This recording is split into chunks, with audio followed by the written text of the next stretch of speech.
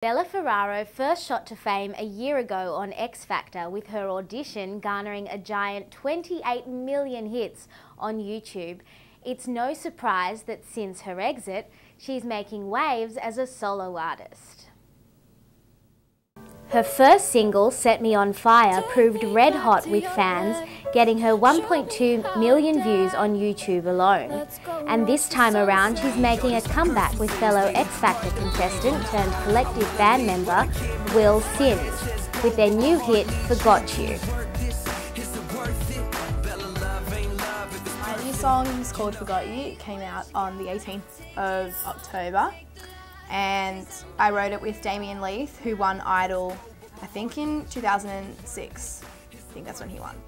And we're very good friends now, and he showed me the track for it and I really liked it, so I said, do you mind if I use this and I'll put lyrics on top and stuff, write a melody. He said, yeah, go for it. And so then that became a collaboration. And then once I'd finished the demo for that, my friend's dad said, have you thought about putting a rap on the song? And I really liked the idea of that, so I asked good friend Will, and he was more than happy to oblige and wrote a couple of different versions of the rap, but it was like the first one, I think, that really grabbed my attention, and now I can't listen to the song without the rap because it feels like incomplete. So yeah, that's kind of how it came about, but I didn't actually write it, like it wasn't about anyone. A lot of people seem to think it is about someone or something, but it's not. It's really just my imagination and just writing lyrics on how I imagine something like that to pan out almost, if you know what I mean. And you've called it like not your typical breakup song. Yeah. How do you think it's a bit atypical, yeah. Yeah, how do you think people should react to a breakup? Well, I don't know, I tend to think like there's a lot of breakup songs like on the topic of breaking up that are very sad and depressing and just slow, down tempo, maybe minor key, but then mine's like the opposite because it's it's singing about breaking up with someone, but it's up tempo and it's in a major key and I'm happy about it and I'm singing with a bright tone, and it's celebrating the end of a relationship as opposed to mourning the end of a relationship, and I think that's the point of difference, which is good. Tell me about behind the scenes of X Factor, where you got your start.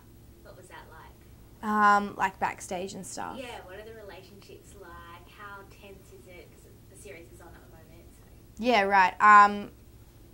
It depends on the individual, I think. Like, not many people in my series took it that competitively. Like, I personally didn't. I was just there to just muck around and, like, I don't know, I didn't take it very seriously. But some people did in my year. I'm sure some people do this year as well. I just didn't, like, I didn't rub shoulders. I mean, I did rub shoulders. I didn't rub anyone, like, the wrong way. Like, I didn't, I tried to stay out of drama and stuff. I just tried to, like, make friends and whatever and just be on good terms with everyone. So it was pretty chilled. Like, it was just hectic when, like, we'd be half an hour from a show and, you know, your makeup wasn't finished or your hair wasn't finished or you hadn't eaten.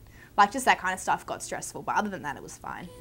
You must be the envy of some people, 28 million views of your audition. Yeah, do you mean like people on the show as well?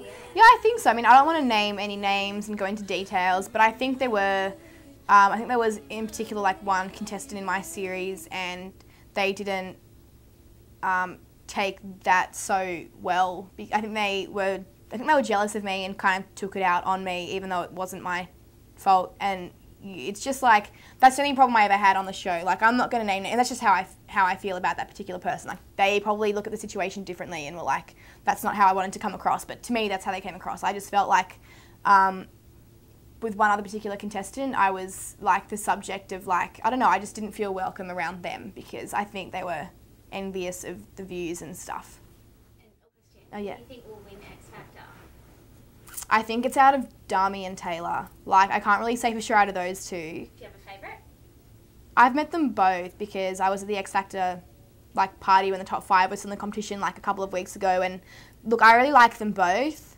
I think they both are deserving. I'd like to maybe see, I don't know, it's hard to choose because I do honestly like them both and I think they're both very talented. I can just see Taylor, I don't know, I think it means a lot to him because he obviously tried out for like AGT and yeah, I think he's in the whole package. Not that I don't think Dami is, but I think Taylor's got like, I think he's current as well, do you know what I mean? I don't think he'll get old.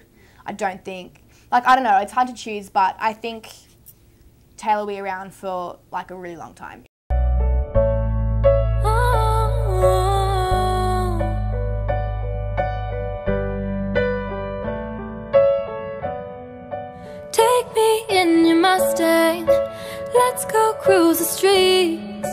we'll stay young Away for. from the negatives, how empowering was that experience to you as an artist?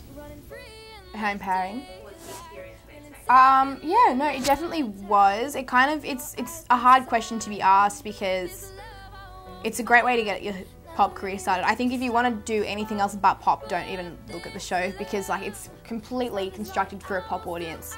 So I think if you wanted to do like singer-songwriter stuff and X Factor or The Voice, or you know, they're not the way to go, I think. So for me, as someone who wanted to do that stuff, I went on to a show that's like geared for a pop audience, and like that's fine. I'm writing the pop music at the moment. I'm loving it. I'm having fun. Like, you know, it's good money-wise as well at 19. So I'm not really complaining. I just think like, I don't know if I'd say it was empowering yet. Like I feel empowered now. I don't know if the show was, just because like other people were styling me, other people were doing my hair and makeup, other people were choosing my songs. Like now it's fine, but I wouldn't say the show was necessarily empowering. It was almost like empowering for the wrong reasons, just because you were given so much hype, but like, yeah, I didn't feel necessarily in control of my career at that point. So yeah, I don't know.